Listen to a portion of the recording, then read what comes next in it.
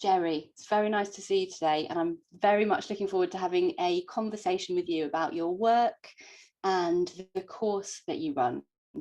Um, I'm going to start by just introducing myself for anybody that's watching this video. My name's Poppy. I'm the executive producer at Emma Rice's theatre company, Wise Children, and I've known Gerry for quite a few years, ever since we worked on a really beautiful site-specific project called Tea together, which was one of the highlights of my career, was working on it, because it took me off into a whole other area of making work that I hadn't known before and cherish really. So it's a real pleasure to me to be talking to Gerry today. Gerry, the first thing that I wanted to talk to you about was what is site-specific performance? How do you define that term? What does it mean? What is it? I think actually the answer is very, very simple. Site specific is exactly what it says.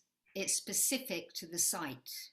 So what I believe is the fact is that a true site specific piece of performance or installation can only happen in the site in which it takes place. Therefore, it's specific to that site and can't be repeated anywhere else. And for me, that really is as simple as that. It's site specific. And how did you start making site-specific theatre? Where did it come from for you? I've always been interested in spaces and going to visit places and I remember that when I was very young, really seriously being in a pushchair. I've obviously got a very long memory, and my mum pushing me past a house that was half demolished. And when I say half demolished, it's obviously been demolished very quickly and very badly because there were floors left Oh. with bits of furniture and curtains in the windows. And what I remember is that there was a bookcase with some ornaments on with a little tiny horse in it. And I was really into horses. I was about 5 or 6. And I remember thinking and wondering who owned that horse and who'd lived in that house. And that had always inspired me. Yeah. That sort of thing about where and who are in these places that one explores. Yeah. And when I was at art school, the very first performance I created was actually in a house that I used to walk past every day on my way into college that was in a roundabout. It was on a roundabout and it was waiting to be demolished, and it really upset me. It was the most beautiful Victorian sort of villa. And I imagined it was empty, and I imagined, the stories that might have happened there. So I actually got permission from Leeds Council to turn on the electricity and created a piece with my fellow students that was I imagined the ghosts of all the people that lived there. Yeah. And had lived there during the time. And of course, I didn't know then that that was site specific. Yeah. But the way that I got really involved with it was I had a company called Hesitate and Demonstrate that I co-founded with my friend and fellow student at Leeds Poly Fine Art Department, called Hesitate and Demonstrate. And Hesitate and Demonstrate, we founded, literally, we got our first Arts Council grant the day we, which is unbelievable. That's amazing. I know, those were the days when there was funding for emerging artists just like that.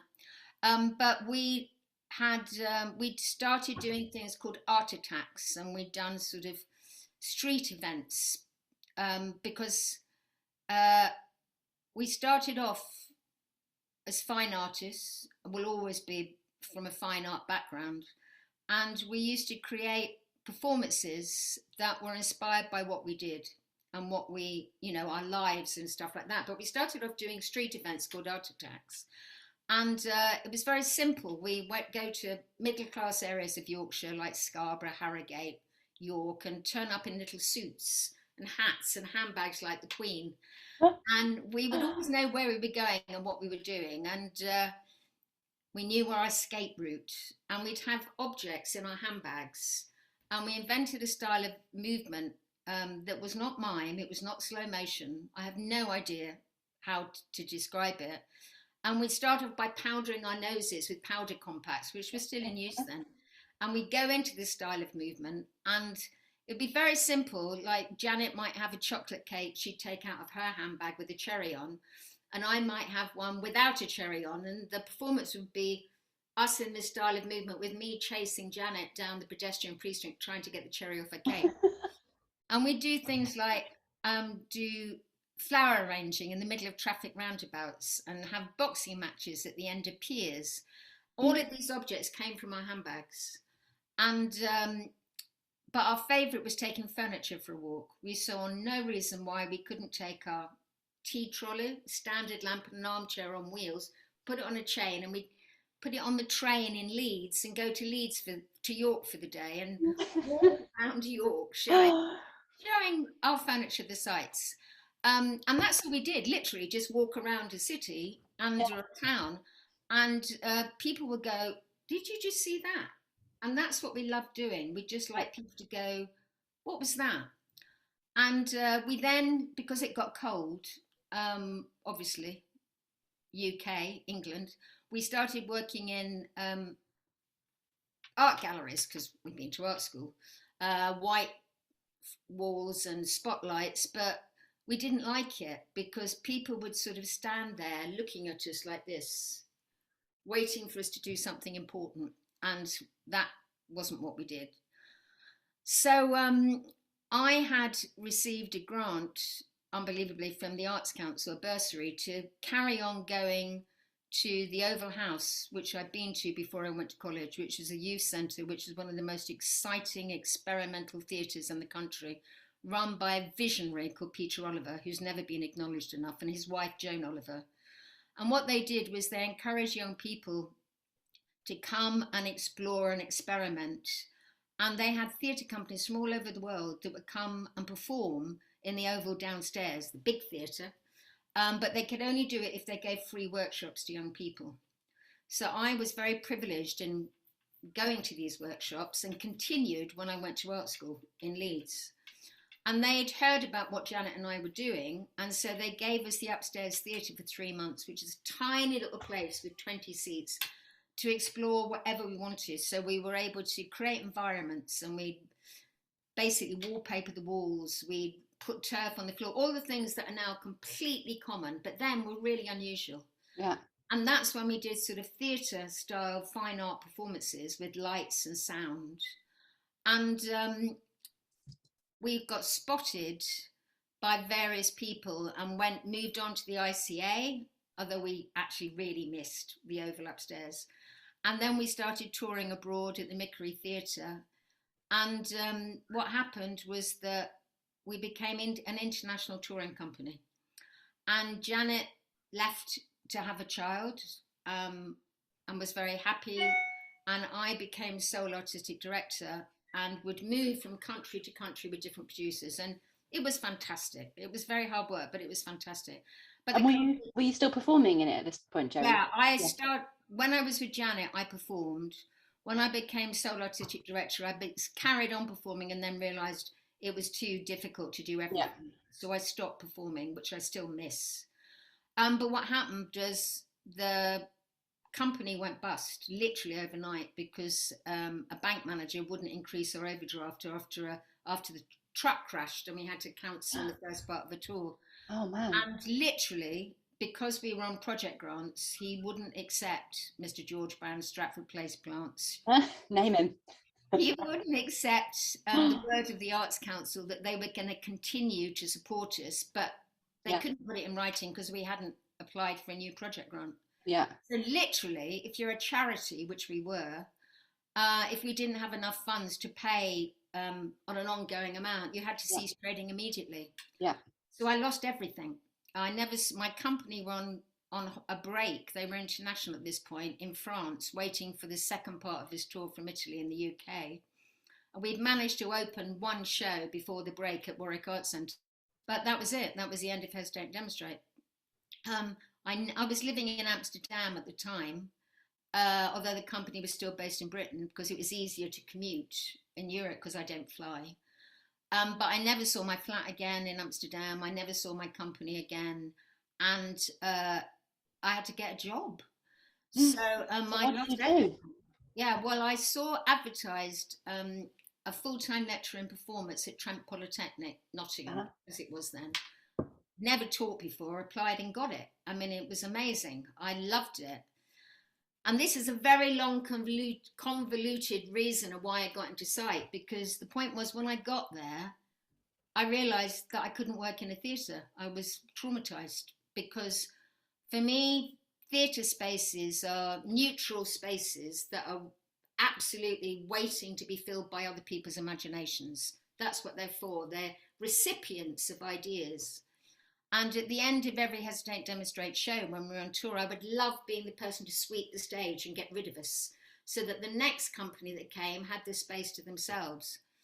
And I discovered I couldn't walk into a theatre. So I started working with these wonderful bunch of students in spaces that already had a history, that had their own sort of archaeology of architecture, memories, and everything. And of course, I didn't realise it. I was working site specifically. Yeah. I worked in empty offices, in cupboards under the stairs, you know, in spaces that existed. And these wonderful students helped break, you know, I'd got a broken heart, to be honest, but they put the pieces back together, and I began to work in a way that I absolutely fell in love with. Yeah. So that's how I started doing it.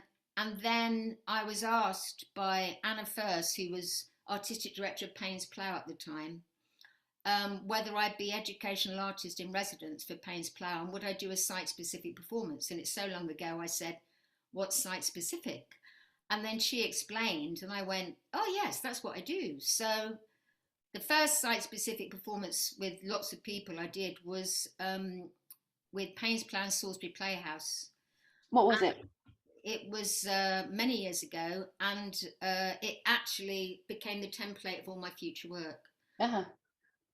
And the Oh, reason being was because the brief was to work with young people from Wiltshire Social Services and students from a BTEC college, and to create this piece in a building of my choice, which in fact I found two empty houses literally behind Salisbury Station that were Victorian and totally identical, joined by a glass bridge. And in fact, it wasn't really empty. It was a youth centre that nobody went to. So we took it over and wallpapered the walls. We worked with the police because we liked their white horses. We worked with Salisbury Cathedral and had choirs coming out of cupboards. Every time you opened a cupboard door, there was someone singing, and then you closed it. And it was an extraordinary event to be part of. But why it was so important for me was that the best thing that could possibly have happened was that by the end, I didn't know who was the young person from Wiltshire Social Services and who was a student. Yeah. And that's when I realised, Poppy, that this type of work could transform lives. Well, yeah, I was going to say, I mean, I wouldn't fit it into the definition of site-specific theatre necessarily, but your site-specific theatre also is, it brings people together, both within it and in the audience. And I think you also respond, you work with participants rather than professionals quite often, and you're responding to them too. So it's sort of like all the pieces in your work, the site and I think it's really interesting that you talk about you and Janet taking furniture for a walk or bringing things out from your hand, because you were responding to the objects and the bits of set and the bits of, you respond to all the sort of pieces that you've got to play with, and you make them come alive in a very beautiful way. And I would say that the people involved in your site-specific pieces are very important in your work specifically as well.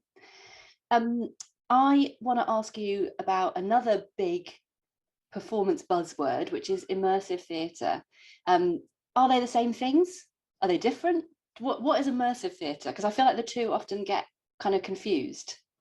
Well, I'm laughing because on the course I've banned the use of the word immersive to describe their work.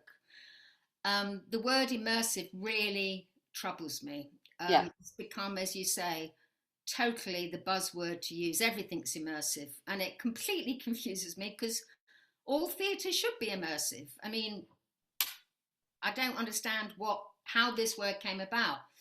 I mean, I totally respect companies like Secret Cinema, who are termed immersive, but I would call them experiential.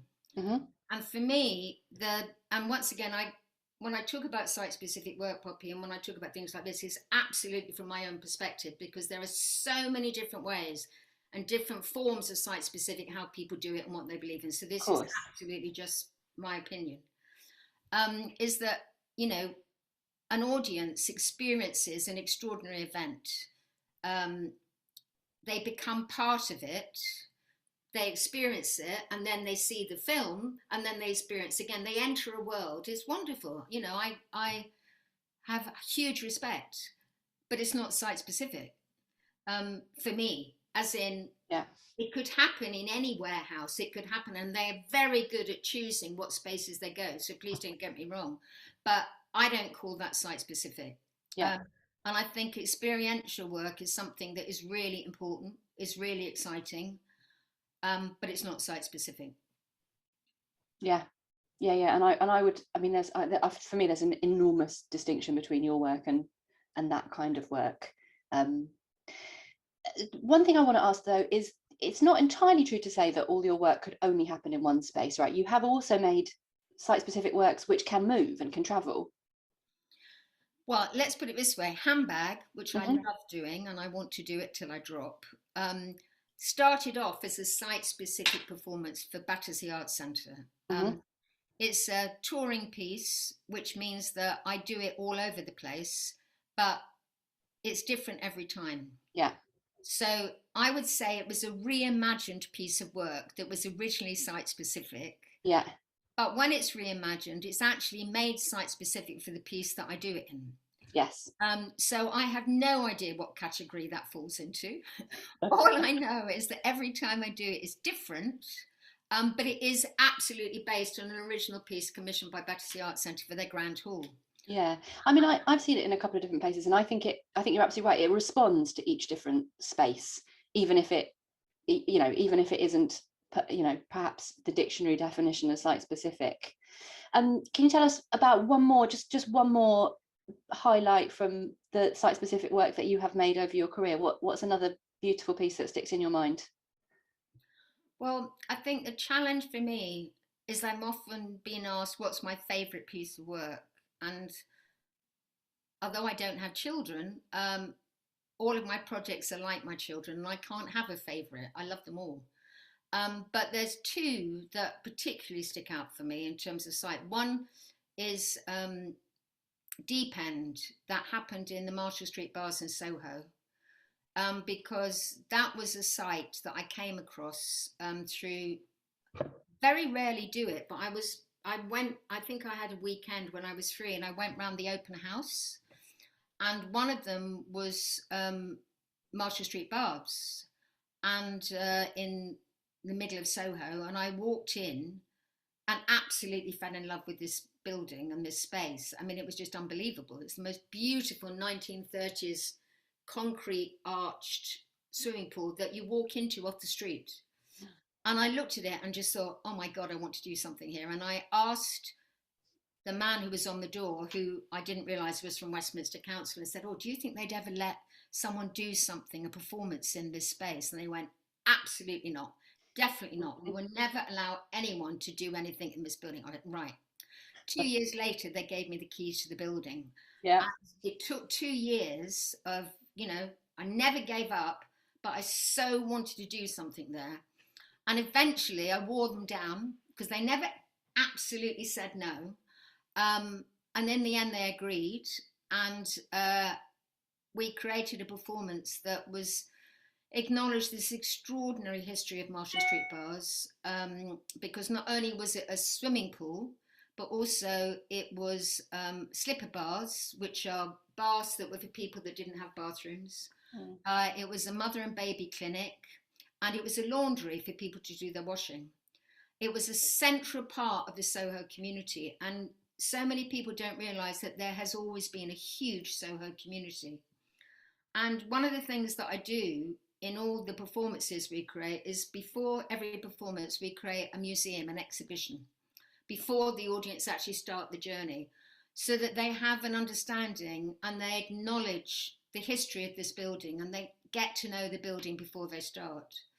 And with deep end, we went round and got people that had once lived there in Soho and used the bars, or people that still did, because they were brokenhearted. It had closed down in 1997. The council said they didn't have enough money to fund it. And we got letters from all the people that we put on the walls and that people could read. And we opened cupboards and drawers in the building that hadn't been opened for 30 years. And we found some champagne bottles from the opening gala in 1937. And that's the style of it that is really important to the style of work I do, to acknowledge the building's history and architecture. Yeah. And in this museum, it gave the possibility of people to really get to know the building.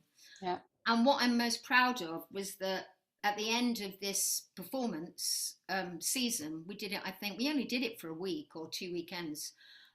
It went so well that Westminster Council decided that they would reopen the bars, and they built some very expensive flats around it that would fund the reopening of the bars. And now Marshall Street Baths is a really popular swimming pool, which I recommend everyone should go to, because it is quite lovely. What a lovely end of that story. And I think the other one that I'm most proud of was actually Flight, which was commissioned by Lakes Alive and 1480 Now in the Lake District, because that was, I was commissioned to do something about flight, because not many people realise that the Lake District was very important in the founding and the formation of the Royal Air Force from the Royal Flying Corps in the First World War, because of the wind. They have sort of incredible wind currents. And it was really, really a vital part of creating the Royal Air Force. And I went up and talked to the people, and it was based in Brockhole, in the house and grounds of the Lake District National Parks Visitor Centre on Lake Windermere. And I'd never been to the Lake District before, and I just could not believe the beauty of this place.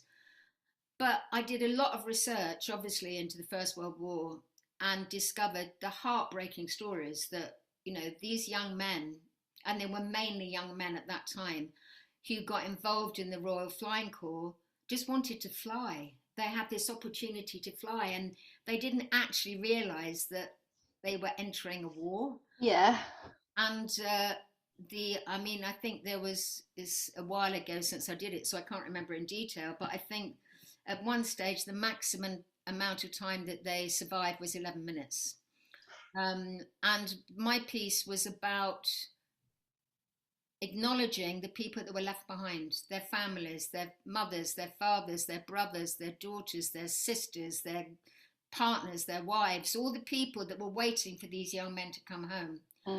And I imagined it was like them waiting, looking at the sky, waiting for migrating birds to return.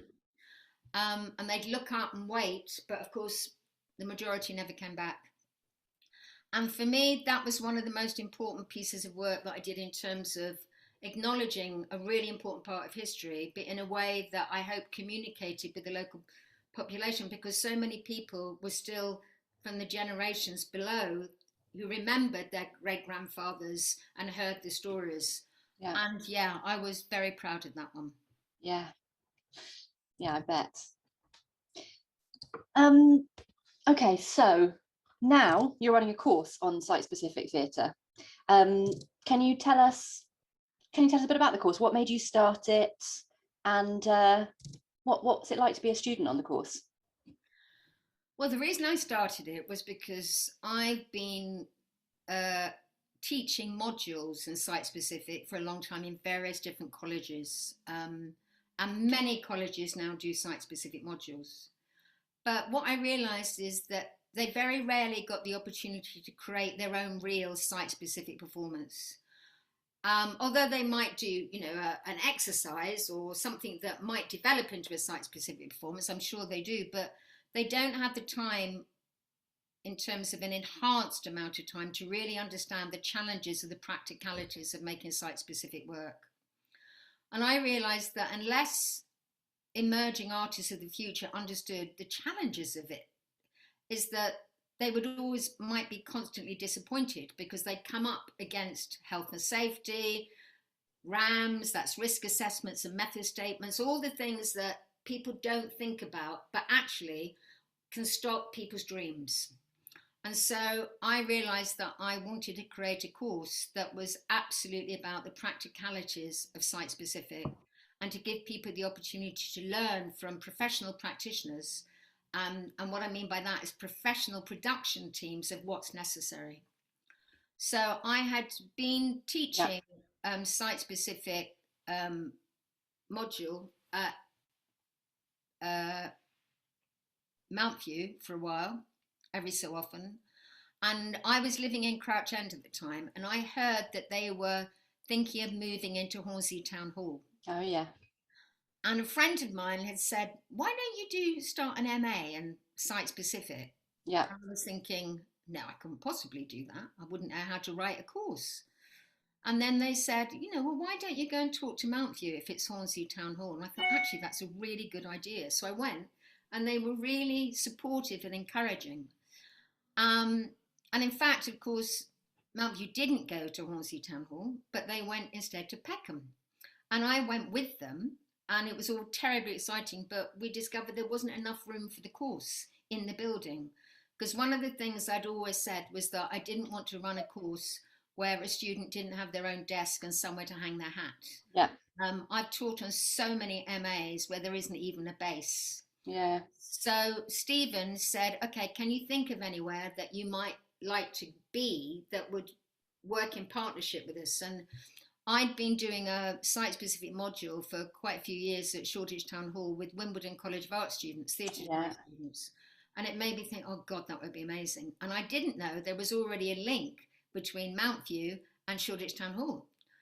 So I talked to James Pigeon, who was Chief Executive Artistic Director at the time, and he was really keen. And here we are. And it's a wonderful partnership between Mountview and Shoreditch Town Hall because we have our own room, which is truly site specific. There will only be 6 students because there's only room for 6 students. Yeah. We have our own little studio. Everybody has their own desk, lamp, notice board. We have a little kitchen. We have our own loo, which is all really important. We're totally self-contained, but within the wonderful building and atmosphere of a working theatre.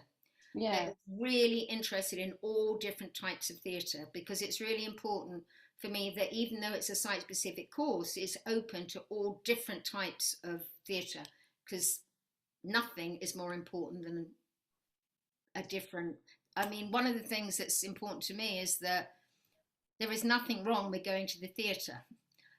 There is nothing better for me than, buying a programme, sitting in a red velvet chair and a gold frame and watching a curtain go up, people coming in and tap dancing. I love it. I love theatre.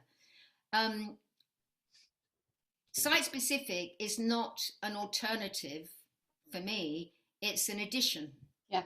And I was once at a conference where a theatre director of a major theatre building said, what is this about site-specific theatre? Why don't people want to sit down anymore? It's very worrying. And it was really made me sad because they sort of saw us as a threat. And I just said, we're not a threat.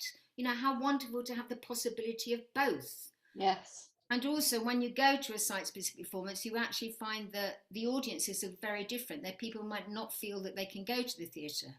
And what's great is when they've been to see a site-specific performance, hopefully it whets their appetite and then they go to the theatre. So it's opening up to everything. And all of these thoughts made me realise how important a course was to actually discuss and debate, but also to create the artists of the future, for them to have confidence in their own language, because I'm absolutely not wanting to make people that are a version of me, mini version of me. I want them to have their own language, their own understanding of how it is, so they go out into the future and create a new way of looking at site-specific performance. Yeah. So you've told us a little bit about some of the things a student can expect. We know that they'll have a really lovely base, and you haven't said, for anyone who doesn't know Shoreditch Town Hall, that's not just a brilliant working theatre, it's also a beautiful building, which in itself just sort of calls out for performances made in response to it. It's really atmospheric and absolutely gorgeous. What else can students expect to do and learn and cover on the course?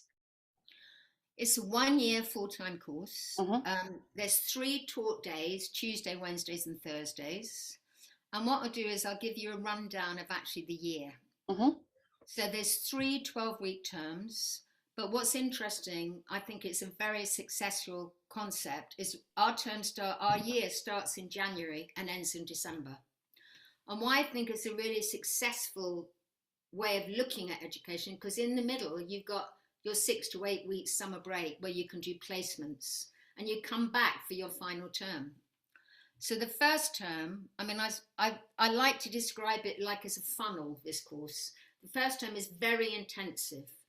On Tuesdays, you have seminars in the afternoon from production professionals. So first one is you meet a production manager who talks about what's possible and what's not possible in site-specific. The following Tuesday, you meet a designer, that's me, about site-specific design. The third week, you meet a lighting designer who talks about the differences between lighting design in theatre and site-specific. Fourth week is sound, exactly the same thing, talks about how best to use sound in site. Fifth week is FX, video mapping, use of video. We're going to move into also use of AR and VR because that's a new development. So next year, we're going to be looking at that. And on the sixth week, you visit the workshop of a construction manager who makes sets and environments for site-specific and how different it is from making a set for theatre. So that's in the Tuesday afternoons. On Wednesday afternoons, we have salons. And salons are when I invite people from, I hate the word industry, I hate it, from the theatre world and the fine art world and the performance world, all different types, to come and talk to the students about how they got to where they are, what their journey is, what their work's about, and presentation of their ideas and what they're up to now.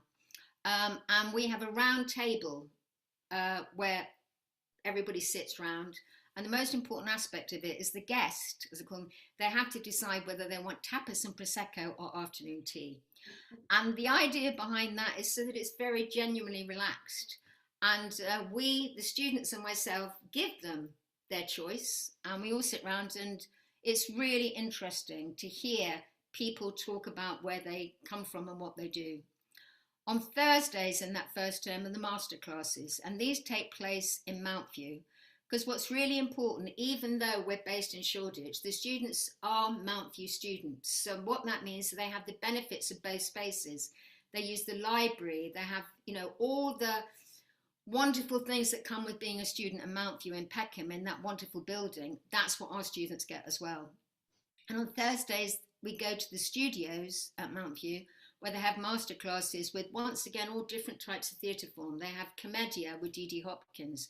They have game immersive theatre which is true experiential, from Tassos at Coney. They have Tim Spooner, who does animating objects. Lots of different styles of theatre, and different people come from different aspects, and every year it might be different. And it's very exciting. And at the end of that Thursday masterclass, I set them a brief that they have to work on, that they present on the Tuesday morning. So on the Fridays and the Mondays, it's them coming up with the response to the exercise briefs. And so that first 6 weeks is incredibly intensive and very exciting. After that, which is mainly individually based, they then immediately move into what we call the London tryout. And that happens in the ditch at Shoreditch Town Hall. And as you said, it's a beautiful atmospheric building in itself, an empty town hall that's been turned into this wonderful art centre. And in the ditch, which is the most unbelievably atmospheric space, they've done it so well because the wallpaper is still there from many generations. It's bare brick, but it has all the facilities that are needed, like fire escapes and all of that. So it's a perfect place with its nooks and crannies and different rooms and corridors for the students to create their first collaborative performance together. I give them a brief and they respond to it, and they create a site-specific performance. Shoreditch Town Hall support us with their equipment and a technician. We have a production manager from Mountview, and the students just perform in it themselves. And it's really quite an extraordinary experience for them. So at the end of that, by this stage, we're in week 10, I think, because they have it over a 4-week period with these performances to an invited audience. And even during COVID last year, we had an invited audience of educational professionals. So they did actually realise the performance. Great. And in the last 2 weeks of that first term, we have what's called inspirational visits. And the first week, I take them to unusual places and that they can see. And the second week, they go and find their own. So all of that first term is about an introduction, all the different aspects. And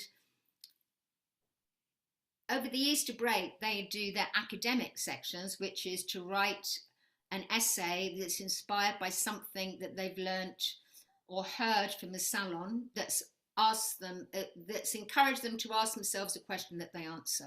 That's the most academic essay. But also for the inspirational visits, they choose a site that they like, and they write why they like it, what it is about it that inspires them, and they have to come up with a speculative idea for this site. Uh-huh. But most important of all, for me, they also have to write about a site they don't like, and why they don't like it, because this is the beginning of them thinking about what sites inspire them, what it is that they're looking for and what they're not looking for, if that makes sense. So that's the first term. The second term, it sort of becomes more open, and they have 6 weeks or 5 weeks of directing exercises. And this is where each student I give them a site, and each student has to devise and realise a performance, directing the other students who are on the course in it. Each student has to direct their own and be in one others. And this year we did it in Waterloo Park and Lauderdale House. And they've literally just finished that. And it was really exciting. Due to COVID, what was great, we were working outside, so there was much more freedom. And they learn so much, especially if you're doing an outside piece, because you learn about inclement weather and how to deal with it. And after the directing exercise, fingers crossed next year, we go to Italy because there's a residency. There's a 7-day residency. And normally, when it's not COVID, we go to a little village 10 kilometres in from east coast of Italy, near Ancona. And we work in a villa called in Polverigi, which is this tiny village. And it's hosted by an organisation called In Teatro. And this villa is an artist residence, an educational residence, where artists go and do residencies creating new work. And students like ours can go and actually work together. And this little village is the host to a wonderful festival called the Polverigi Festival. And the villa is in a park. And basically, Polverigi, hardly anybody speaks English in the village. It's so exciting to work there because they are so used to unusual work that basically you can do anything and nothing phases them. So they do exercises there, and at the end they create their own performance for Polverigi, either in the villa or in the park or in both or in the village itself. And then they come back, and the thing is that during COVID we still did our residencies, but we went to the Haven Holiday Park in the Lake District. Bit less glamorous. It was wonderful, absolutely wonderful site. It's extraordinary. We went to the one in Grange over Sands. And the reason we go there is because the landscape is spectacular.